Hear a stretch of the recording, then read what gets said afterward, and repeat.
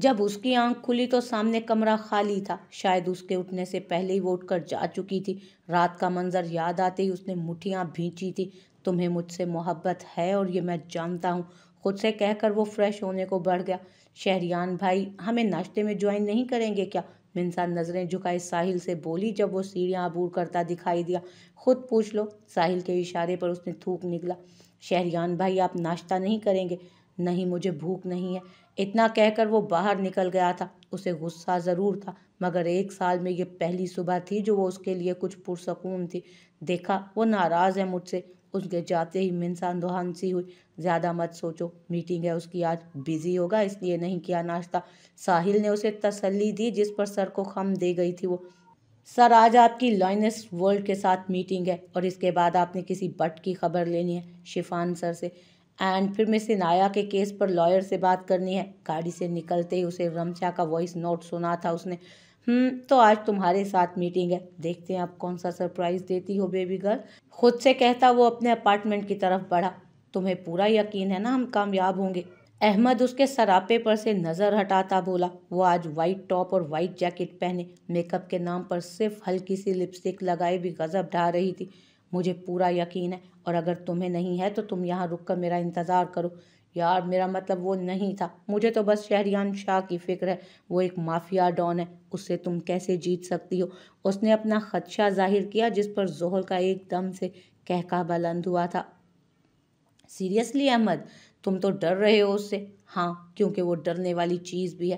खैर, मैं तुम्हारे लिए कुछ भी कर सकता हूँ। इतना कहकर उसने गाड़ी स्टार्ट कर दी थी, जबकि जोहल महज उसे देख कर रह गई। कुछ ही देर में वो लोग उस बड़ी सी इमारत में दाखिल हुए थे। हमेशा की तरह अहमद का चेहरा अब भी ब्लैक मास्क से ढका हुआ था। Morning ma'am, morning. मीटिंग की तैयारी हो गई? जी मैम, बस शहरियान सर का इंतज़ार है। उनसे कहिए कि ज़रा जल्दी पहुँचे। हमें इंतज़ार की आदत नहीं। आपको इंतज़ार की आदत हो या ना हो, लेकिन हमें इंतज़ार करवाना बहुत पसंद है मिस लॉयनेस। अभी उसने कुछ कदम ही उठाए थे जब उसकी आवाज़ कानों से टकराई। और हमें आपकी पसंद नापसंद में कोई इंटरेस्ट नहीं है शाह साहब। वो पलटे बिना ही बोली। आपकी तैयारियां देखकर तो ऐसा नहीं लगता। अगर आपको मेरी पसंद में कोई इंटरेस्ट ना होता तो यूं बंठन करना आती। आफ्टर ऑल आप भी तो मेरी ही पसंद है। वो कदम कदम बढ़ाता उसके साथ आकर खड़ा हुआ। Oh really? मुझे लगता है आजकल आप कुछ ज़्यादा ही ख्याली दुनिया में रहने लगे हैं मिस्टर। और मुझे लगता है आजकल आप बहुत और मुझे लगता है आपको आजकल लगने बहुत लगा है मिसेज। उन दोनों की तकरार सिर्फ वही लोग एंजॉय कर सके जो उर्दू जानते थे। बाकी सब सिर्फ उनके तासुरात से अपनी हंसी छुपाए हुए थे। आई थिंक आपने काफ़ी टाइम वेस्ट कर लिया है, अब अंदर चले? जोहल उसे देखती तंजिया बोली थी। श्योर। मीटिंग रूम में उसके साथ दाखिल होते वो काफ़ी नज़रों का मरकज़ बनी थी, जिनमें से एक अहमद भी था। Good morning everyone. सो आज मैं एक और अनाउंसमेंट करना चाहती हूँ। कुछ देर की खामोशी के बाद उसने आगाज़ किया था। तो मैं आप सबको बताना चाहती हूँ कि हमारी डील शहरियार शाह के साथ जो चल रही थी, अब वो मैं कैंसिल करती हूँ। इस ऐलान से वहाँ मौजूद सब नफूस जाम हुए। व्हाट? बट मेरी इजाज़त के बगैर खुद से फैसला कैसे कर सकती हैं आप मिसेज? इस पूरी सूरत हाल में शहरियान पहली बार बोला। जी बिल्कुल, मैं आपके बगैर फैसला इसलिए कर सकती हूँ क्योंकि मैं शाह कंपनीज की 70% की मालिक हूँ, और इसी तरह मेरी ही दोनों कंपनीज के आपस में कॉन्ट्रैक्ट करने से मुझे कोई खास फायदा नहीं है। उसने गोया सबके सरों पर बम फोड़ा। सो मिस्टर शहरियान, मुझे मेरे शेयर्स अभी और इसी वक्त चाहिए। अपनी तरफ से उसने कोई धमाका किया शहरियान के सर पर, जबकि वो बिना किसी तासुर के मुतमईन बैठा था। वो सब तो ठीक है Mrs Johal, I mean lioness, but आपने शायद कॉन्ट्रैक्ट पर कंपनी का असल नाम नहीं देखा। आपकी डील शाह कंपनी से नहीं बल्कि मेरी न्यू कंपनी से हुई है। अब के बम उसने फोड़ा था। व्हाट नॉनसेंस, ऐसा कैसे हो सकता है? वो गुस्से से लाल पीली हुई। यकीन नहीं आता तो अपने पार्टनर से पूछ ले, मैंने उनसे कुछ चेंजिंग्स करवाई थी। उसने मिस्टर वहाब की तरफ इशारा किया जो अपनी जगह से सिरक गए थे। वो मुझे लगा एक ही बात है। जोहल की नज़रें खुद पर महसूस करता वो मुअद्दब अंदाज में बोला, ओके, आज की मीटिंग यहीं ख़त्म होती है, आप सब जा सकते हैं। इससे पहले कि वो मज़ीद कुछ कहती, शहरियान के कहने पर सब अपनी अपनी जगह से उठे और बाहर निकल गए, सिवाय अहमद और उन दोनों के। सो अपने शेयर्स चाहिए तुम्हें? वह पूरी तरह उसकी जानिब मुतवज्जो हुआ था। हाँ, ये लो। और उसके हाँ कहते ही वो एक फ़ाइल उसके आगे कर गया था कि उसके फ़ाइल देने पर जोहल ने एक फातिहाना नज़र अहमद पर डाली जो खुद भी मुस्कुरा उठा था। माना था। जो उन्होंने सोचा था वैसा नहीं हुआ, लेकिन अपना मकसद ज़रूर पा लिया था उन्होंने। ए यू, वो जो मुस्कुराने में मसरूफ़ था, शहरियार की आवाज़ पर उसकी जानिब मुतवज्जो हुआ। जी। Get out. व्हाट? उसे लगा शायद उसने गलत सुना है। I said get out.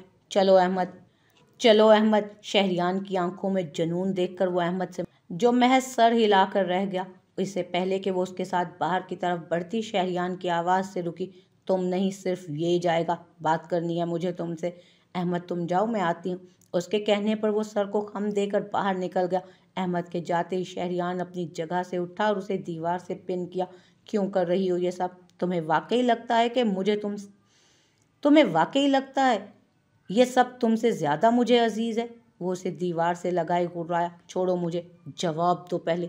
उसकी धाड़ सुनकर वो सहमी थी। जवाब दो मुझे। उसकी धाड़ से वो सहम कर रह गई थी। मेरे पास कोई जवाब नहीं है। मुझे मेरे शेयर्स लेने का पूरा हक है। मैंने अपना हक लिया है।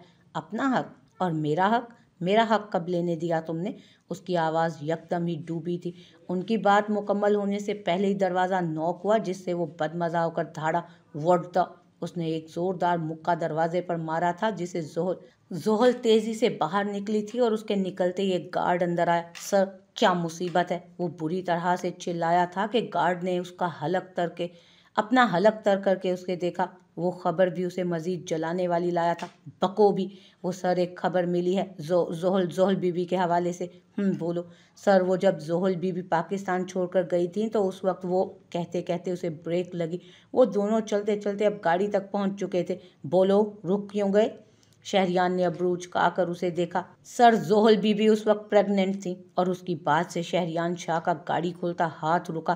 क्या बकवास है ये? सर, ये सबूत हैं। ये उनकी कुछ रिपोर्ट्स हैं जो हमें यहाँ आकर उनकी इन्फॉर्मेशन इकट्ठी करते हुए मिली। उनमें से एक ये भी थी। गार्ड ने उसे कुछ रिपोर्ट्स पकड़ाई, जिन्हें पढ़कर पहली बार होश में शहरियार शाह के कदम डगमगाए थे। सर, आप ठीक तो हैं? गार्ड ने उसे सहारा दिया। But sir. जाओ यहाँ से। But sir, get out. गुस्से से चीखता वो तेजी से गाड़ी की तरफ बढ़ा था। कुछ देर बाद वो मिंसा के सामने खड़ा उसके बोलने का इंतजार कर रहा था। इससे पहले कि वो कुछ बोलती, दरवाज़ा खुला और वो अंदर दाखिल हुई थी। उसे देखते ही शहरियार उसकी तरफ बढ़ा। उसे अपनी तरफ आता देख वो कुछ घबरा कर 2 कदम पीछे हुई। क्यों किया तुमने ऐसा? हाँ, खुद की गलत फहमी में तुमने अपने साथ साथ मेरे बच्चे को भी मुझसे दूर कर दिया। एक खुशी नहीं दी गई तुमसे। किसकी इजाज़त से मेरे बच्चे को ख़त्म किया तुमने? किससे पूछकर? उसकी धाड़ पूरे घर में गूंजी थी। शहरियार, मेरी बात। Shut up, just shut up. तुमने अपनी आज़ादी के लिए मुझे मेरे बच्चे को ख़त्म कर दिया, तो लो, आज तुम्हारी ये ख्वाहिश भी पूरी कर देता हूँ। मैं शहरियार शाह अपने पूरे होशो हवास में तलाक देता हूँ तुम्हें। नहीं। एक झटके से उसने आंखें खोली थी। क्या हुआ जोहल, तुम ठीक तो हो ना?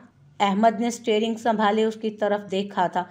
वो, हम कहाँ हैं? रास्ते में हैं। तुम सो गई थी। क्या हुआ, बुरा ख्वाब देखा क्या? हाँ, वो मुझे डिवोर्स दे रहा था। हाँ, वो मुझे डिवोर्स दे रहा था। उसने अपना पसीना साफ किया। तो इसमें इतना घबराने वाली क्या बात है? तुम भी तो यही चाहती हो ना? अहमद के सवाल पर उसने चौंक कर उसे देखा। मेरी तबीयत ठीक नहीं है, मुझे मिंसा की तरफ उतार दो। बट आज तो हमारा बाहर डिनर का प्लान था ना। प्लीज़ अहमद, मुझे मिंसा की तरफ उतार दो। उससे कहकर वो आंखें फिर से मूंद गई। शहरियार भाई, आप मेरी बात तो सुने। मुझे इस वक्त सिर्फ सच सुनना है मिंसा, सिर्फ सच। उसके कहने पर मिंसा उसे सारी सच्चाई बता गई। वो आ गई। आप अपने रूम में चले जाएं। आपकी इस हालत से उसे शक हो जाएगा। उसके कहने पर वो सर मसलता अपने रूम की तरफ ऊपर बढ़ गया। उसके जाते ही डोर बेल फिर से बजी और वो अंदर दाखिल हुई।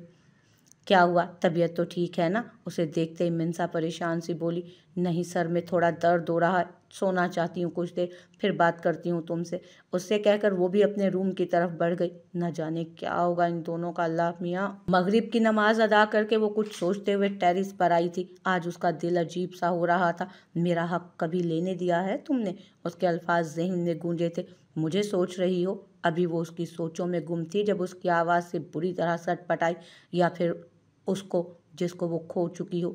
उसके ऐन पीछे खड़ा वो सरगोशी में बोला कि उसकी बात पर जोहल ने पलट कर उसे देखा। किसकी बात कर रहे हो? उसकी, जिसको दुनिया में आने का हक तुमने दिया ही नहीं। उसकी, जो तुम्हारे एक शक के पीछे उस दिन मैं आ नहीं सका तुम्हारे पीछे। वो उसकी आंखों में आंखें डाले जब्त से बोला। क्या बकवास कर रहे हो? बकवास? तुम्हें ये बकवास लगती है? मेरे बच्चे को ख़त्म करना बकवास थी तुम्हारे लिए? उसकी आवाज़ बुलंद हुई थी कि उसके लफ्ज़ों पर ज़ोहल बमुश्किल संभली। ऐसा कुछ नहीं है, तुम कुछ नहीं जानते।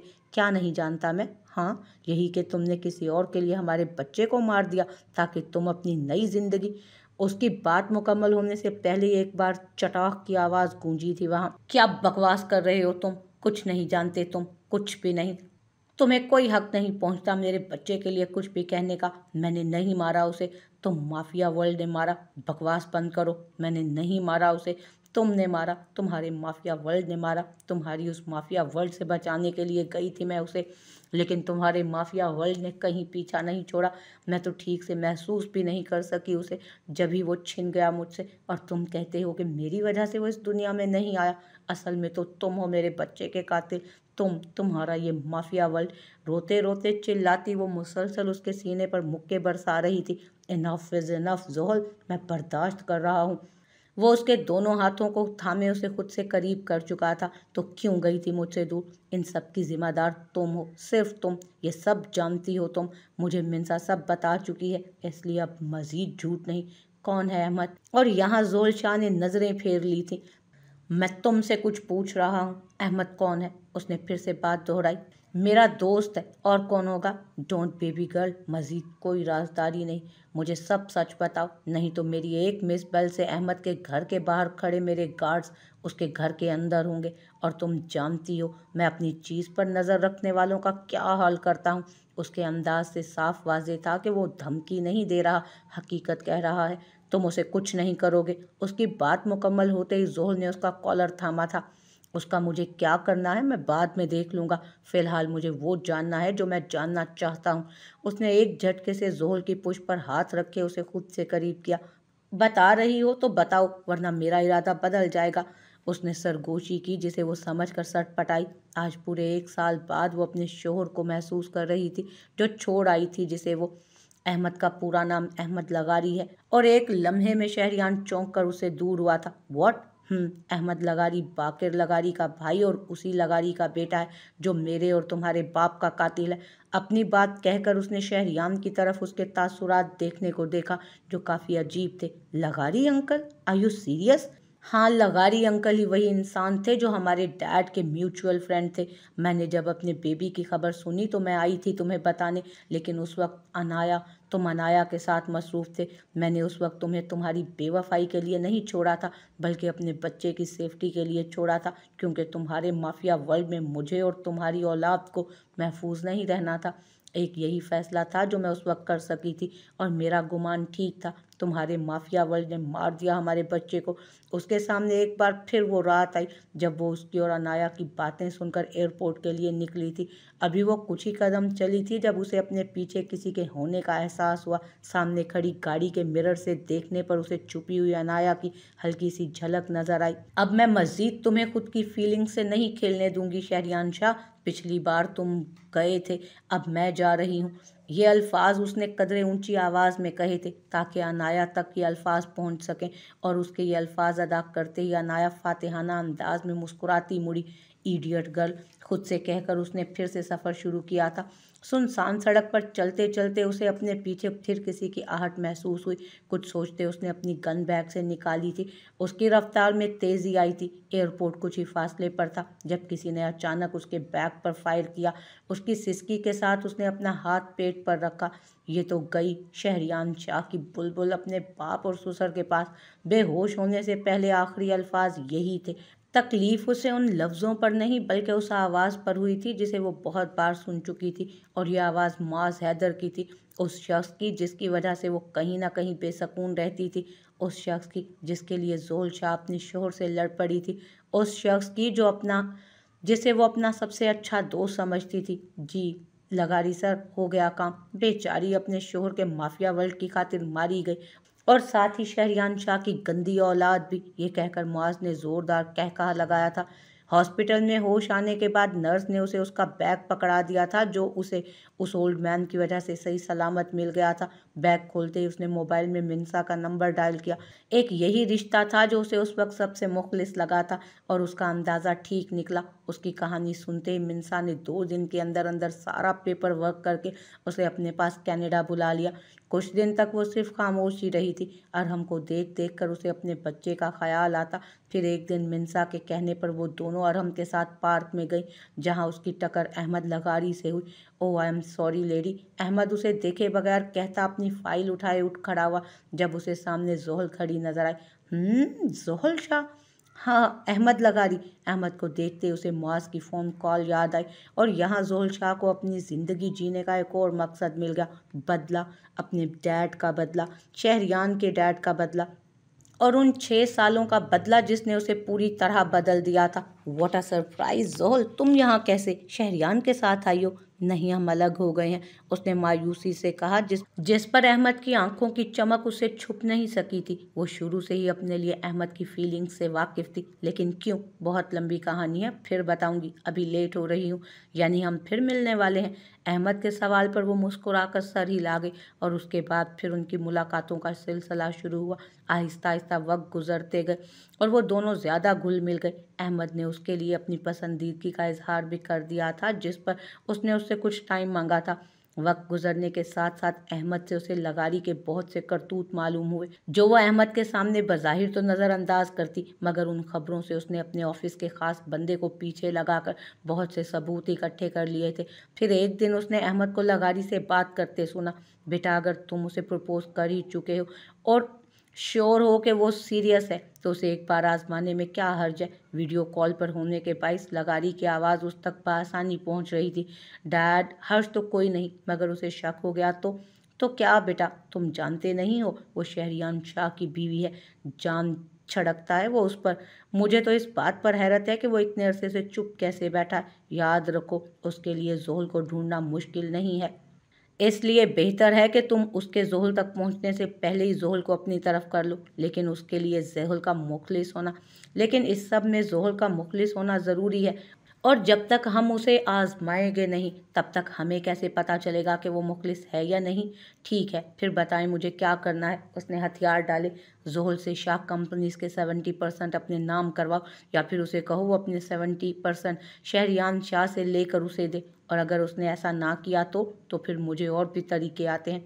वो कहती जा रही थी और शहरियान शाह का चेहरा मारे गुस्से से सुर्ख होता जा रहा था। इन सब में तुम मेरे से तो राब्ता कर सकती थी ना? उसने अपना शिकवा बयान किया, जिस पर जोहल ने एक तेज़ नज़र डाली।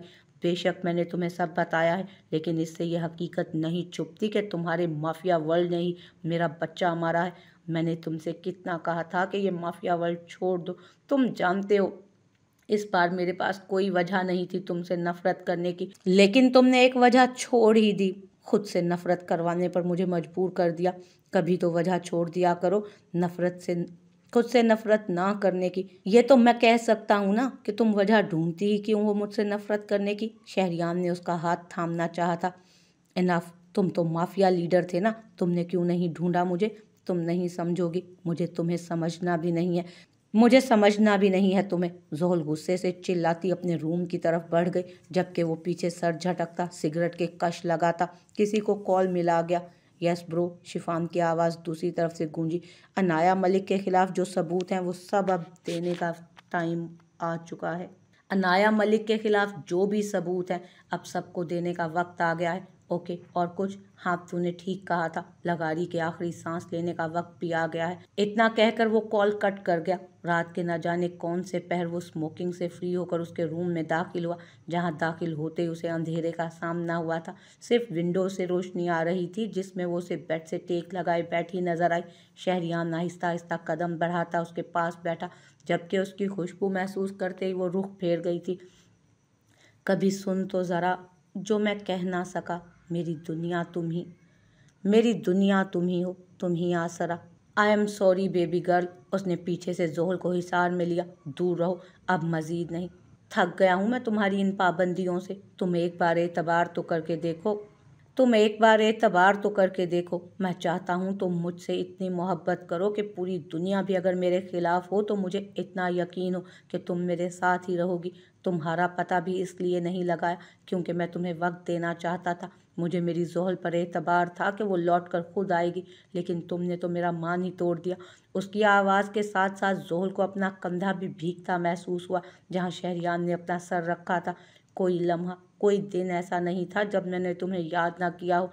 वो उसके कंधे पर सर रख के इतने अरसे का दिल में रखा गुबार निकाल रहा था। मुआफ़ी तो तुम्हें मांगनी चाहिए। तुम्हें थोड़ी देर के लिए खुशी तो मिली थी ना, मुझे तो वो भी नहीं मिली। उसने अपनी गिरफ्त मजीद तंग की जब उसका फ़ोन बजा था। जैसे ही उसने मोबाइल देखने के लिए अपनी गिरफ्त ढीली की, गिरफ्त से निकलकर उसकर भागी थी, मगर अगले ही लम्हे शहरियान ने उसका बाजू पकड़कर उसे खुद से लगाया था।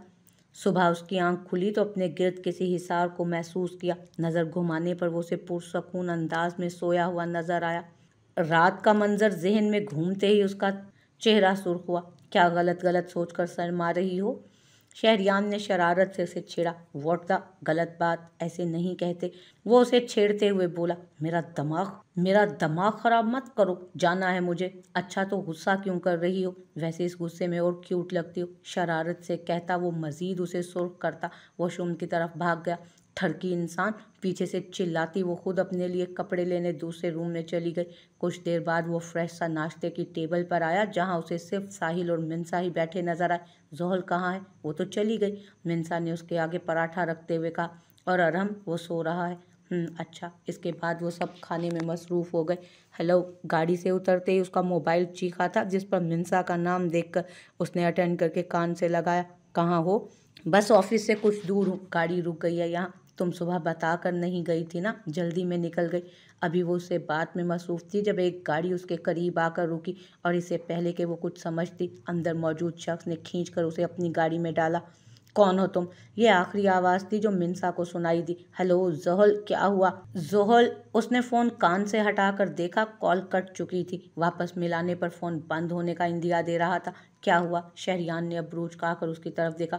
वो जोहल को कुछ हो गया, बात कर रही थी और उसकी बात मुकम्मल होने से पहले ही शहरियार अपनी गन उठाता तेज़ी से बाहर की तरफ भाग चुका था। हेलो ड्योल, मुझे 5 मिनट के अंदर अंदर जोहल की लोकेशन चाहिए। गाड़ी में बैठते ही उसने जन से गाड़ी भगाई थी। उनकी लास्ट लोकेशन लॉयनस कंपनीज के पास है। दूसरी तरफ से आवाज़ गूंजी जबकि उसके बताने से पहले ही वो ऑफिस के आगे गाड़ी रोक चुका था। नज़र आसपास दौड़ाने पर उसका मोबाइल उसे ज़मीन पर गिरा नजर आया। डैम इट, बेवकूफ़ लड़की। गुस्से से उसकी रगें तन गई थीं। एक जोरदार किक उसने गाड़ी पर मारी। सर, वो लोग लगारी फार्म हाउस की तरफ गए हैं। एक गाड़ी उसके आगे रुकी और गार्ड मुअद्दब अंदाज में बाहर आता बोला था, अहमद लगारी, छोड़ूंगा नहीं मैं तुझे। गार्ड की बात सुनते उसने गाड़ी फिर से सड़क पर भगा दी थी। 1 घंटे के सफ़र को 25 मिनट में तय किए वो अपने पीछे 3 गाड़ियों के साथ लगारी फार्म हाउस के सामने रुका। न जाने क्यों उस फार्म हाउस में कदम रखने से पहले उसके पैर डगमगा गए थे। क्या हुआ शाह? साहिल ने अबरूज का कर देखा। कुछ नहीं, चारों तरफ से घेर लो।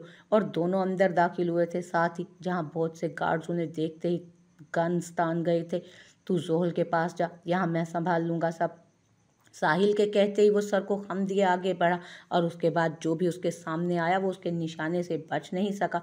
क्या समझा था तुमने मुझे? मुझसे खेलोगी और मुझे मालूम ही नहीं होगा? हाँ। अहमद उस पर झुके उसका जबड़ा पकड़े चीख रहा था जबकि वो उस वक्त बेड से बंधी निढाल सी सिर्फ दिल ही दिल में अपनी इज्जत की हिफाजत के लिए दुआ गो थी। यू ब्लडी बिच, तुमने उस शहरियान शाह के लिए मुझे डिच किया। एक बार फिर अहमद ने उसे तमाचा रसीद किया जबकि इस बार जिस शिद्दत से उसने मारा था, जोहल की चीख पूरे फार्म हाउस में गूंजी थी। उसकी चीख से शहरियान गोली चलाता हाथ थाम गया था। उसी वक्त मुकाबिल ने एक फायर किया जो ऐन उसके सीने के सीधी तरफ जाकर लगा।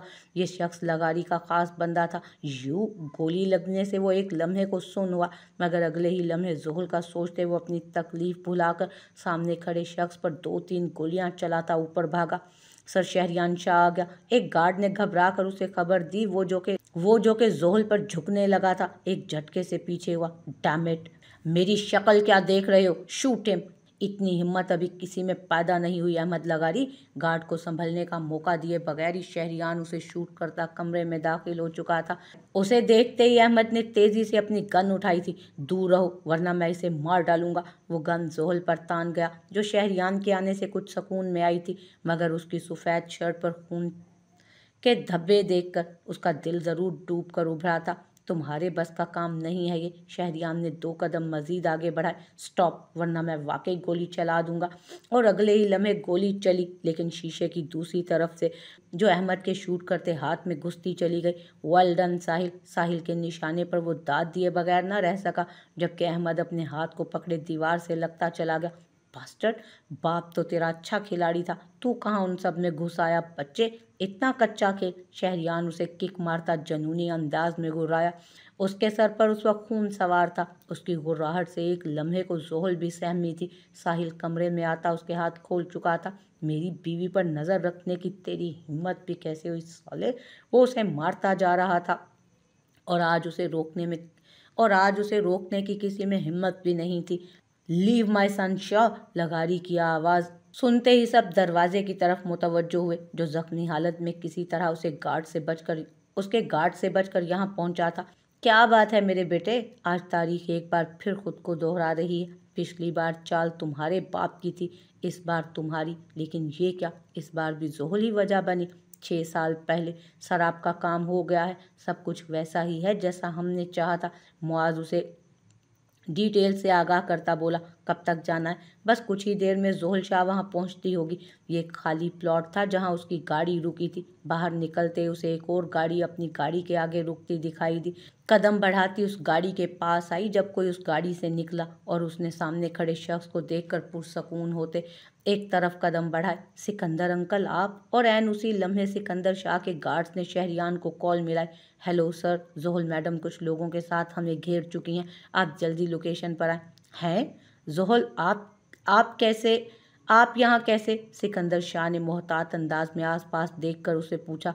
वो मुझे शहरियान ने यहाँ बुलाया था, उसने कुछ बताना था। उसे खुद भी अब अजीब लग रहा था। यहाँ? लेकिन यहाँ क्यों बुलाया उसने आपको? मैं तो यहाँ का जायज़ा लेने आया था। शहरियान कहाँ है? सिकंदर साहब की छठी हिस्स ने खतरे की घंटी महसूस की। पता नहीं अंकल, आप खुद देखें ये मैसेज।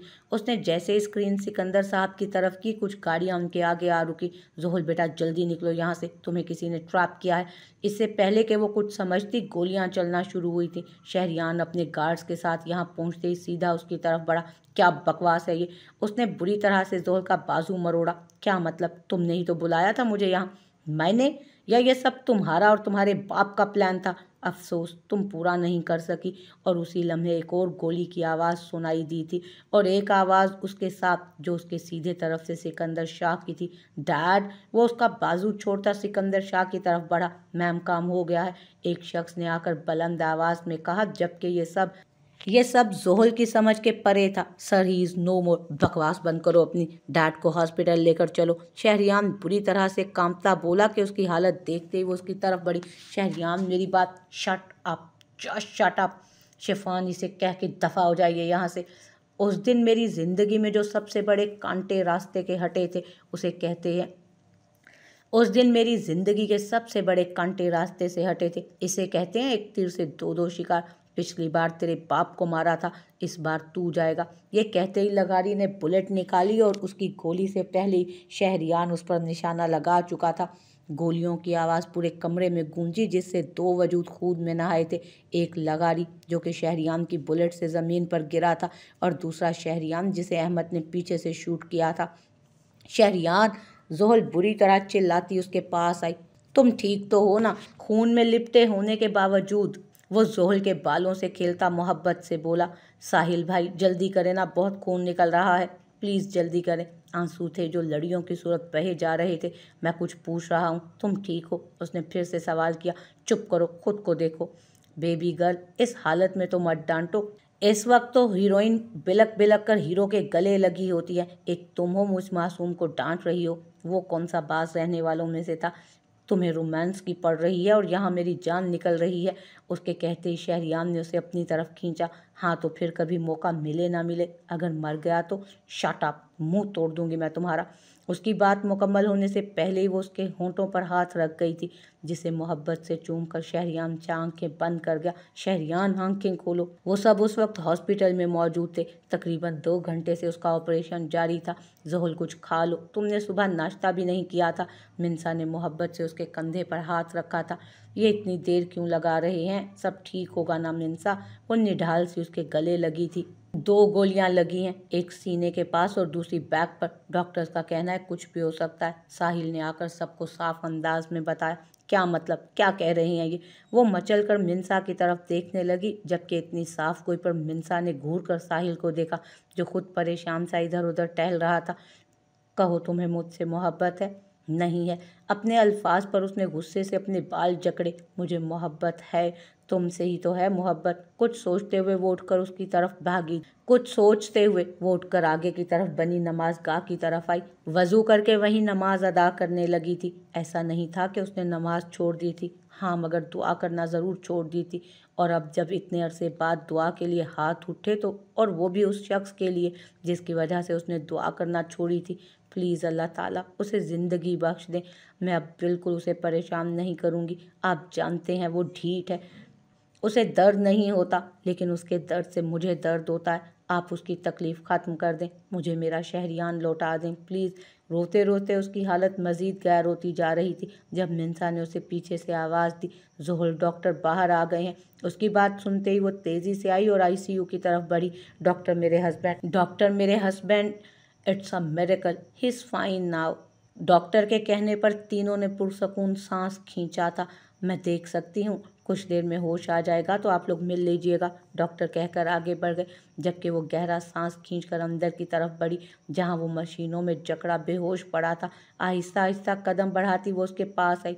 आह शहरियान शाह, जब से ज़िंदगी में आए हो तुम्हारे लिए रोई ही है ज़ोहल शाह। एक सिसकी लेकर वो उसके सीने पर सर रख गई। ये आंसू तुम्हारे आखिरी आंसू होंगे, मेरा वादा है तुमसे बेबी गर्ल। अपने सीने पर उसका सर महसूस करते वो उसके बालों में हाथ फेरते बोला, तुम होश में हो? ज़ोहल झटके से उससे पीछे हुई, जब वो उसका हाथ थाम गया। जब तुम पास हो तो होश रहता ही कहाँ है, थरकीशा। उसने झुककर शहरियान की पेशानी पर लब रखे, जिस पर वो हैरत ज़दा सा हाथ दिल पर रख गया। क्या हुआ, दर्द हो रहा है? उसके दिल पर हाथ रखने पर वो परेशान हुई। नहीं संभाल रहा हूँ खुद को, शरारत से कहकर उसने कहकहा लगाया, और उसके इस अंदाज पर ज़ोहल सुर्ख होती चेहरा झुका गई। एक बात तो उसे समझ आ गई थी, सब कुछ बदल सकता है सिवाय शहरियान शाह के। एक बात तो उसे समझ आ गई थी, सब कुछ बदल सकता है सिवाय शहरियान शाह के। 1 साल बाद तुम भी संभाल लो ना इसे, तुम्हारा ही है, मुझे मेहंदी लगवानी है। वो उस खूबसूरत से बच्चे को उसे पकड़ाते बोली थी। तो मुझे भी बहुत से काम है ना, मेरी बहन की शादी है, तो मेरे भी भाई की शादी है। तुम इतना नहीं कर सकते मेरे लिए, एक दिन नहीं संभाल सकते? वो दोनों टीवी लाउंज में खड़े अपने 2 महीने के बेटे के लिए बच्चों की तरह लड़ रहे थे। अरे अरे, जवार को मुझे दे दो, बच्चों की तरह लड़े जा रहे हो। जवार नहीं, जावियार सिकंदर। हर बार की तरह बी अम्मा ने उसकी तस्दीक की थी। मोम, आप हर बार भूल जाती हैं, शहरियान ने उन्हें छेड़ा। हाँ तो ज़्यादा मत हंसो, तुम्हें भी लगा दूंगी मैं एक। आयशा बेगम ने एक चपट उसे रसीद की, और वो सब उस वक्त सैयद हाउस में मौजूद थे, जो किसी दुल्हन की तरह सजाया गया था। आज शिफान और रोहल का आज शिफान और रहल का निकाह था। वो देखो, यशफा और आजिल भी आ गए। हरीम बेगम के कहने पर दोनों खुशी से उनकी तरफ बढ़े थे। कहाँ जा रहे हो? उसे जाता देख वो उसका हाथ थामे बोली, कुछ काम है, आया बस। वहीं जा रहे हो ना? हाँ, जल्दी आ जाना। जल्दी आऊँगा, डोंट वरी। आज अनाया और मुआज दोनों को सज़ा सुना दी जाएगी। वो मोहब्बत से उसका कंधा थपथपा कर आगे बढ़ा। शाम के तकरीबन 6 बजे वो घर लौटा। रूम में दाखिल होते ही उसे शीशे के सामने स्काई रंग के गरारे और सिल्वर कुर्ती, जिस पर सिल्वर कलर का काम हुआ था, और स्काई कलर का दुपट्टा लिए, बालों को ढीली सी चोटी में बंद किए, लाइट मेकअप पर डार्क पिंक लिपस्टिक लगाए, कानों में इयररिंग डाले, वो बेहद हसीन लगी। शहरियान छोटे छोटे कदम बढ़ाए उसके एन पीछे खड़ा हुआ, जबकि वो हाथों में चूड़ियाँ डालने में इतनी मसरूफ़ थी कि उसे उसकी मौजूदगी का एहसास ही ना हुआ। ख़त्म करने का इरादा है क्या? वो उसके कान के करीब सरगोशी करता बोला, कि उसके अचानक नाजिल होने पर वो चौंक कर पलटी। मैं आए? वो उसके हाथों से चूड़ियाँ लेकर उसके हाथों में डालने लगा। Thank you mister, my player lady, वो गंभीर लहजे में बोलता उसकी पेशानी पर झुका। शाह प्लीज़, नीचे सब वेट कर रहे हैं। जवार उठ गया होगा। अभी उसकी बात मुकम्मल नहीं हुई थी जब दरवाज़ा नॉक हुआ। क्या है यार ये जॉइंट फैमिली सिस्टम। बुरा सा मुंह बनाकर वो अपने कपड़े उठाए वॉशरूम की तरफ बढ़ गया कि वो पीछे होती दरवाजे की तरफ भागी। शिफान और रहल का निकाह हो चुका था। ये तो बिल्कुल शहरियान सर जैसा है, रमशा उन दोनों को देखते हुए बोली थी। उसके कहने पर जोहल दूसरी तरफ मुतवज्जो हुई जहां वो जावियार को पकड़े उसके साथ बातें करते हुए उसे बेहद क्यूट लग रहा था। हाँ, अपने बाप की ही कॉपी है, वैसा ही है, जिद्दी। मेरे भाई को ऐसे तो मत कहो। मिंसा ने शरारत से उसे कंधा मारा जिस पर वो उसे चपट लगा गई। तुम और तुम्हारी बदलती पार्टियां, और तुम कब मुझे खाला बनाने वाली हो। अब के वो युश्वा की तरफ मुतवज्जो हुई। बहुत जल्द। उसकी जगह जवाब आजिल ने दिया जिस पर युश्वा ने उसका बाजू झिझोड़ा और सबके कह के ही बुलंद हुए।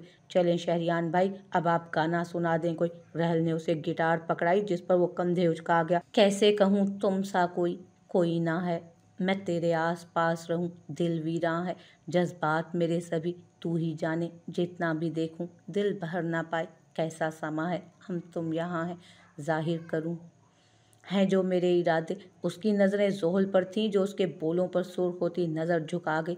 जोहल ज़रा आना, कुछ काम है। रात के 12 बजने वाले थे और उसका रूम में आने का नाम नहीं था। आखिर थक हार कर वो खुद ही उसे ढूंढने आया जो रहल के रूम में सबके साथ बातों में मसरूफ़ थी। जाओ बेटा, जाकर पहले शारियान को देखो क्या कर रहा है, और तुम सब भी सो जाओ आप। हरीम बेगम के कहने पर वो मुंह बिसोरे अपने रूम की जानिब बढ़ी।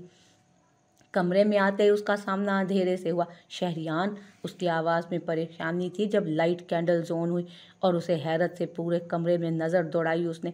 पूरा रूम इलेक्ट्रिक कैंडल्स और रेड बैलून से सजा था। Happy anniversary my love. Shehriyan ने उसे खुद के हिसार में लिया। Thank you so much. तुम्हें याद था, वो नम आंखों से बोली। जाहिर है याद रखना ही था, चुड़ैल से पंगा थोड़ी लेना था भूलकर। वो शरारत से उसे छेड़ते बोला, मैं मुंह तोड़ दूंगी तुम्हारा। वो उसके हिसार से निकली जब शहरियान ने एक बार फिर से उसे अपनी तरफ किया और खुद से लगा गया।